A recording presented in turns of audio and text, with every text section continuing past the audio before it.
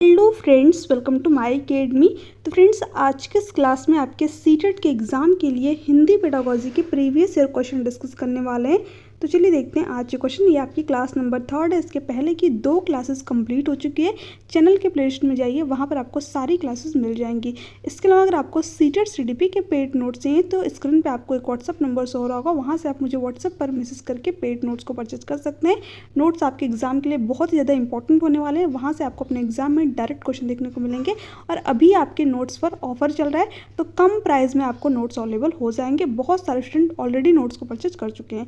अब यहाँ पर फर्स्ट क्वेश्चन क्या दे रखा है, मुख्यतः हम मातृभाषा कैसे कब अर्जित करते हैं। ऑप्शन क्या दे रखा है, औपचारिक अधिगम स्थितियों में, इसे बोलकर, इसे सुनकर, इसे लिखकर। तो अगर हम बात करें यहाँ पर मदर टंग की, मातृभाषा की, तो इसे हम कैसे अर्जित करते हैं, सुन करके। देखिए, मातृभाषा का मतलब क्या होता है, क्षेत्रीय भाषा, यानी जो भी बच्चे के आसपास जो लैंग्वेज बोली जाती है, ठीक है, या फिर उसके फैमिली में जो लैंग्वेज बोली जाती है, वही क्या होती है, बच्चे की मातृभाषा होती है, मदर टंग होती है, ठीक है। और इसको बच्चे क्या करता है, नेचुरली एक्वायर कर लेता है अपने परिवार से या फिर अपने आस पड़ोस। जैसे कि मान लीजिए एक बच्चा है जिसके आस पड़ोस में हिंदी भाषा बोली जा रही है, या फिर उसके फैमिली में भी हिंदी भाषा बोली जा रही है, तो बच्चे क्या करेगा, हिंदी लैंग्वेज को एक्वायर कर लेगा, अर्जित कर लेगा, ठीक है। एक बच्चा जिसके कि आस पड़ोस या फिर उसके फैमिली में तमिल भाषा बोली जा रही है, तो बच्चा तमिल लैंग्वेज को एक्वायर कर लेगा, अर्जित कर लेगा, ठीक है। ये क्या हो जाएगी, बच्चे की मदर टंग हो जाएगी, मातृभाषा हो जाएगी। यानी बच्चे के आसपास उसके फैमिली में जो भी लैंग्वेज बोली जाती है, बच्चा उसी लैंग्वेज को एक्वायर कर लेता है, अर्जित कर लेता है, ठीक है, नेचुरली, प्राकृतिक रूप से, है ना। तो यहाँ पर ऑप्शन ए दे रखा था, औपचारिक अधिगम स्थितियों में। तो यहाँ पर देखिए, बच्चे को अधिगम करने की जरूरत पड़ती ही नहीं है, बच्चे को पता भी नहीं चलता कि वो कब लैंग्वेज को सीख गया, ठीक है। और बच्चा यहाँ पर फॉर्मल तरीके से नहीं, औपचारिक तरीके से नहीं होता है। औपचारिक का मतलब होता है जहाँ पर आपको रूल रेगुलेशंस सिखाए जाए। यहाँ पर बच्चा इनफॉर्मल तरीके से और औपचारिक तरीके से चीज़ों को सीखता है। तो ये तो ऑप्शन आपका होगा ही नहीं। इसे बोलकर, देखिए, बच्चा पहले बोलना शुरू नहीं करता है, पहले बच्चा चीज़ों को सुनता है, उसके बाद में बोलता है। तो मातृभाषा को अर्जित कैसे करता है, सुन करके, ठीक है। तो यहाँ पर सी ऑप्शन आपका करेक्ट ऑप्शन हो जाएगा। यहाँ पर लिख करके ये भी गलत हो जाएगा, ठीक है। तो सबसे पहले बच्चा सुनता है, उसके बाद में बोलता है। तो मातृभाषा को कैसे अर्जित करता है, सुन करके अर्जित करता है। तो सी ऑप्शन आपका करेक्ट ऑप्शन यहाँ पर हो जाएगा। आगे देखते हैं हम लोग, क्वेश्चन क्या दे रखा है, व्याकरण सिखाने का कौन सा उपागम इस सिद्धांत को प्रोत्साहित करता है कि भाषा सीखना नियमों को सीखने से संबंधित है, ठीक है। ऑप्शन क्या दे रखा है आपको, निगमनात्मक, आगमनात्मक, संप्रेषणात्मक, व्याकरण, अनुवाद, ठीक है।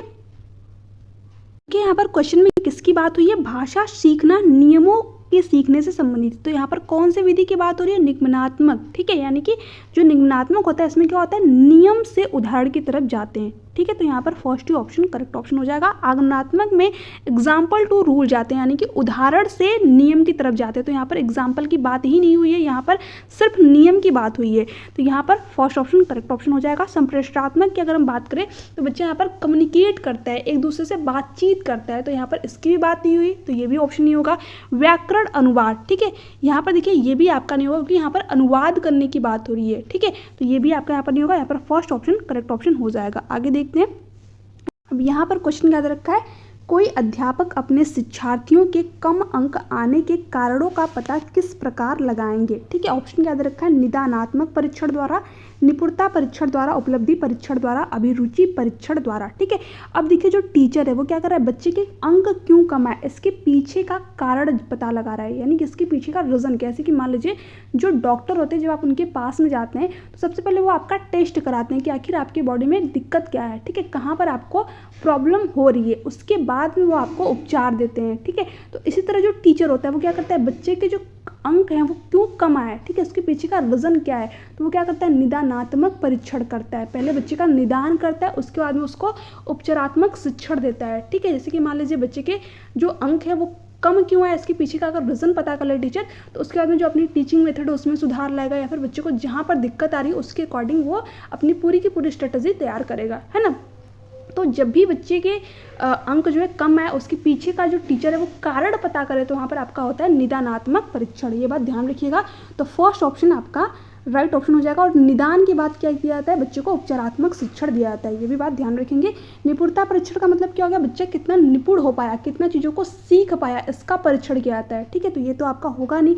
उपलब्धि परीक्षण द्वारा, जैसे कि मान लीजिए आपने बच्चों को सारी चीज़ें बता दी, पढ़ा दी, उसके बाद में आपने उसका टेस्ट लिया, तो बच्चा उस चीज़ को कितना अचीव कर पाया, ठीक है, कितना उस चीज़ की में उपलब्धि हासिल कर पाया, होता है आपका उपलब्धि परीक्षण। ठीक है, अभिरुचि परीक्षण यानी कि बच्चे का इंटरेस्ट किस चीज़ में, आप इसका परीक्षण कर रहे हैं। तो ये 3 ऑप्शन तो आपके यहाँ पर होंगे ही नहीं। यहाँ पर फर्स्ट ऑप्शन करेक्ट ऑप्शन हो जाएगा, कि जो टीचर है वो रीजन जानना यहाँ पर चाह रहा है। ठीक है, यहाँ पर क्वेश्चन क्या दे रखा है, एक अध्यापिका लेखन सिखाने के लिए समाचार पत्र की एक रिपोर्ट का उपयोग करती है, इस प्रकार की सामग्री को क्या कहा जाएगा। ऑप्शन दिया रखा है, अकादमिक सामग्री, प्राकृतिक सामग्री, प्रमाणिक सामग्री, बाह्य सामग्री। देखिए, जब भी टीचर, ठीक है, किसी ऐसी सामग्री का यूज करे जो कि बच्चे अपने आसपास देख रखे हैं, यानी कि रियल ऑब्जेक्ट, वास्तविक वस्तुओं का यूज करके किसी भी चीज़ को बच्चे को सिखाती है, तो आपका क्या होता है, प्रमाणिक सामग्री होता है। तो यहाँ पर सी ऑप्शन करेक्ट ऑप्शन हो जाएगा। और इससे जो बच्चे होते हैं वो इंटरेस्ट भी लेते हैं सीखने में। ठीक है, साथ ही साथ जो उनकी क्रिएटिविटी होती है, जो रचनात्मकता होती है, वो डेवलप होती है, क्योंकि यहाँ पर जो टीचर है वो किसका यूज करिए, समाचार पत्र की एक रिपोर्ट का उपयोग करिए बच्चों को लेखन सिखाने के लिए। ठीक है, तो यहाँ पर सी ऑप्शन करेक्ट ऑप्शन आपका हो जाएगा।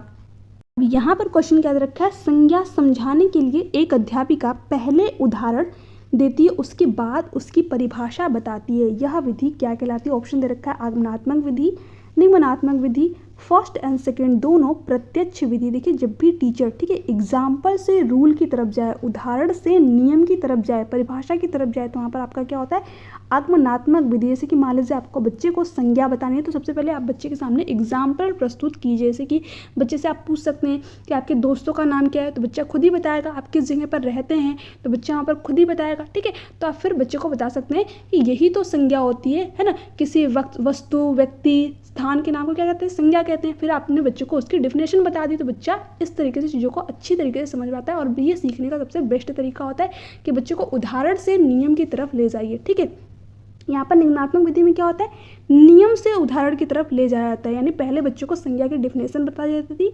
परिभाषा बता दी जाती है, उसके बाद में उसको एग्जाम्पल दिया जाता है कि आपके दोस्तों का नाम ताजमहल हो गया, या फिर किसी जगह का नाम हो गया, फिर आपके दोस्तों का नाम मोहन, सोहन, रोहन, जो भी हो गया। ठीक है, ये क्या है, संज्ञा है। तो पहले बच्चों को यहाँ पर नियम बताए जाते हैं, उसके बाद में उसको एग्जाम्पल दिया जाता है। तो ये सही तरीका नहीं होता, यहाँ पर सबसे बेस्ट तरीका होता है आपका आगमनात्मक विधि, है ना। प्रत्यक्ष विधि में मैंने आप लोग को बताया कि इसमें मदर टंग का यूज ही नहीं किया जाता है, मातृभाषा का यूज नहीं किया जाता है। इसमें सीधे जो भी लैंग्वेज आपको सीखनी होती है, उसी लैंग्वेज में आपसे बातचीत की जाती है। तो ये होती है आपकी डायरेक्ट मेथड। ठीक है, आगे देखते हैं। जब एक अध्यापक भाषा पढ़ाने के लिए विज्ञान और सामाजिक विज्ञान के पाठों का उपयोग करता है, यह उपागम क्या कहलाता है। वस्तुनिष्ठ भाषा शिक्षण, बहुलवादी भाषा शिक्षण, अनुशासन विषय अनुसार भाषा शिक्षण, भाषा समुच्चय पाठ्यक्रम में। तो देखिए, यहाँ पर जो आपका राइट ऑप्शन हो जाएगा वो हो जाएगा भाषा समुच्चय पाठ्यक्रम में, यानी कि सभी विषयों का केंद्र क्या होती है, लैंग्वेज होती है, भाषा होती है। बिना भाषा के थ्रू आप किसी भी सब्जेक्ट को सीख ही नहीं सकते। आप खुद सोचिए कि जितनी भी चीज़ें आप सीखते हैं वो कैसे सीखते हैं, अपनी भाषा के थ्रू ही सीखते हैं। तो किसी भी सब्जेक्ट को, चाहे वो आपका विज्ञान हो, सामाजिक विज्ञान हो, आप कैसे सीख सकते हैं, भाषा के थ्रू ही सीख सकते हैं। तो भाषा क्या होती है, सभी विषयों का केंद्र होती है, यानी कि समुच्चय पाठ्यक्रम में भाषा, सभी विषयों का केंद्र क्या होती है, आपकी लैंग्वेज होती है, भाषा होती है। भाषा के बिना हम किसी भी सब्जेक्ट को सीख नहीं सकते, ये बात ध्यान में रखिएगा। तो यहाँ पास डी ऑप्शन आपका करेक्ट ऑप्शन हो जाएगा। आगे देखते हैं।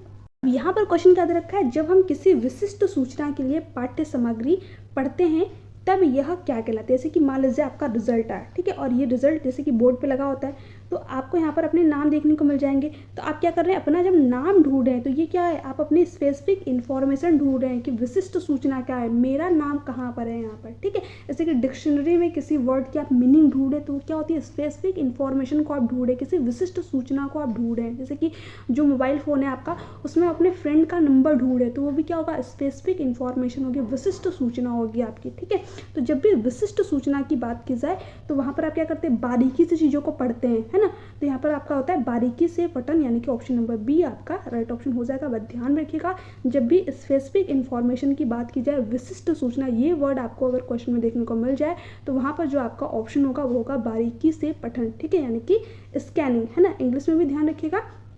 तो बी ऑप्शन आपका यहाँ पर करेक्ट ऑप्शन हो जाएगा। सरकारी तौर से पठन सरसरी होगा यहाँ पर, ठीक है। सरसरी तौर पर पठन ये क्या होता है, जल्दी जल्दी आप किसी चीज़ को पढ़ते हैं। जैसे कि मान लीजिए 3 से 4 घंटे की आपने मूवी देखी, अगर आपसे कोई पूछा कि मतलब मूवी कैसी थी, तो आप क्या करते हैं 10 सेकेंड या फिर 10 सेकेंड मतलब कम ही बोल दिया मैंने, 10 मिनट या फिर 15 मिनट में आप उस चीज़ को बता देते हैं। जैसे कि यूट्यूब पे बहुत सारे चैनल आपको देखने को मिल जाएंगे जहाँ पर जो 3 से 4 घंटे की जो मूवी होती है उसको लगभग 10 मिनट या फिर 15 मिनट में वो लोग बता देते हैं पूरी की पूरी। तो एक तरीके से दूध से मलाई का निकालना, ओवरव्यू आपको बता देना, वही क्या होता है आपका सरसरी तौर पर पठन होता है। इसको स्किमिंग बोलते हैं इंग्लिश में, है ना। ये भी बात ध्यान रखेंगे।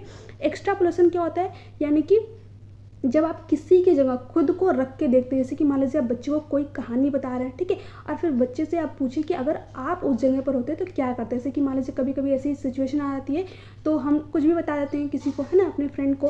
तो कभी कभी हमारा फ्रेंड ऐसे बोलता है कि अगर तुम उस जगह पर होते, मेरी जगह पर होते तो तुम क्या करते। तो वो क्या होता है आपका एक्स्ट्रापोलेशन, यानी कि किसी की जगह पर खुद को रख के देखना, कल्पना करना, वो आपका क्या होता है बहिर्वेशन होता है, यानी कि एक्स्ट्रापोलेशन होता है। विश्लेषण यानी कि चीज़ों को तोड़ तोड़ के पूरा एनालिसिस करना उस चीज़ का, वो आपका होता है विश्लेषण। तो ये सारे के सारे पॉइंट आप यहाँ पर ध्यान में रखेंगे।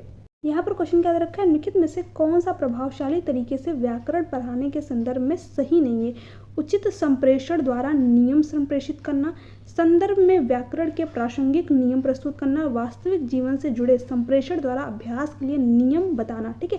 देखिए तीनों ही बातें यहाँ पर व्याकरण पढ़ाने के लिए सही, क्योंकि जो व्याकरण होता है इसमें नियम आपको पढ़ने ही पड़ेंगे, ठीक है। चाहे आप जो उचित संप्रेषण के थ्रू उस नियम को सीखें, या फिर संदर्भ में आप व्याकरण को सीखें, या फिर वास्तविक जीवन से आप जो है चीज़ों को जोड़ करके सीखें, बट आपको सीखने तो पड़ेंगे, है ना।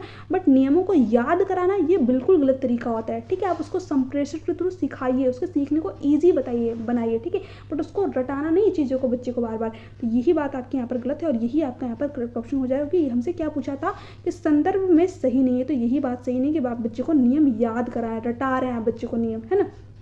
तो डी ऑप्शन आपका करेक्ट ऑप्शन हो जाएगा। देखिए यहाँ पर क्वेश्चन क्या दे रखा है, पूर्व पठन से जुड़े कार्य किस लिए होते हैं। यहाँ पर देखिए पूर्व पठन की बात की जा रही है, यानी कि पढ़ाने से पहले शिक्षार्थियों के पठन कौशल का मूल्यांकन करने के लिए। क्या आप बच्चे को आपने चीज़ें बताए ही नहीं और उससे पहले आप उसका इवैल्यूएशन कर लेंगे, मूल्यांकन कर लेंगे, तो ये तो बिल्कुल गलत तरीका हो जाएगा।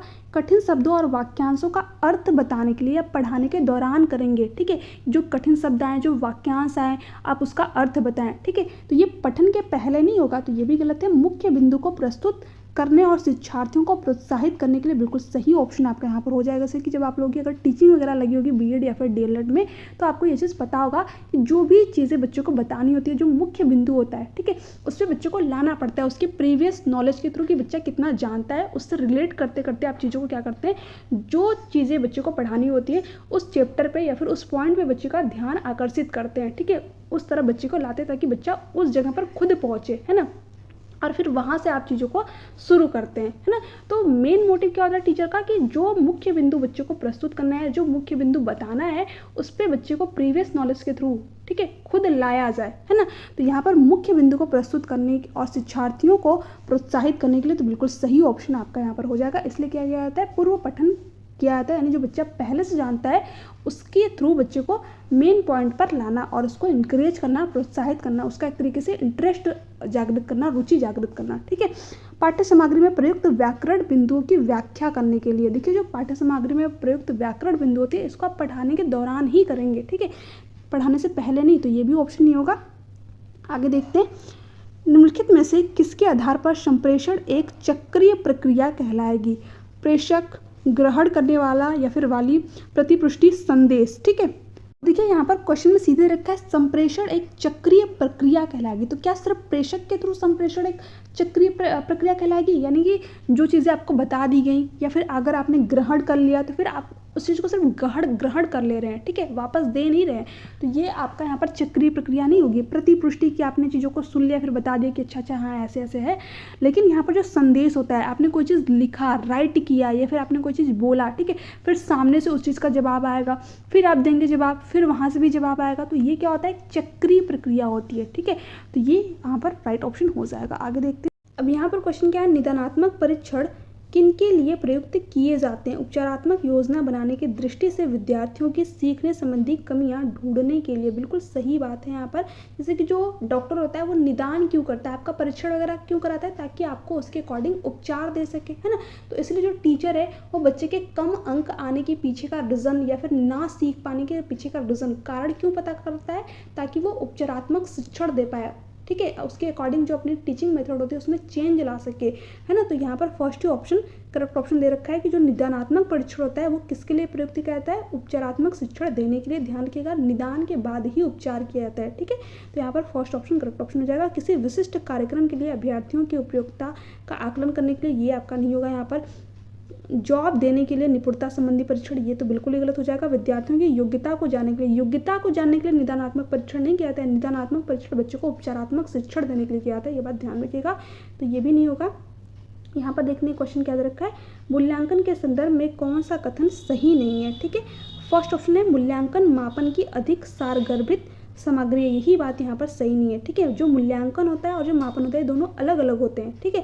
तो यहाँ पर अधिक सारगर्भित सामग्री है, यानी कि उसी से रिलेटेड है, यही बात गलत है और यही आपका यहाँ पर करेक्ट ऑप्शन हो जाएगा, क्योंकि हमसे यही पूछ रखा था कौन सा कथन सही नहीं है, ठीक है। मूल्यांकन मात्रात्मक और गुणात्मक दोनों ही प्रकार का होता है, ये बात बिल्कुल सही है। जो इवैल्यूएशन होता है बच्चे का, आप इसको नंबर में दे सकते हैं या फिर गुणों प्रतिपुष्टि के रूप में दे सकते हैं कि आपने बहुत अच्छा किया, वेरी गुड, ठीक है।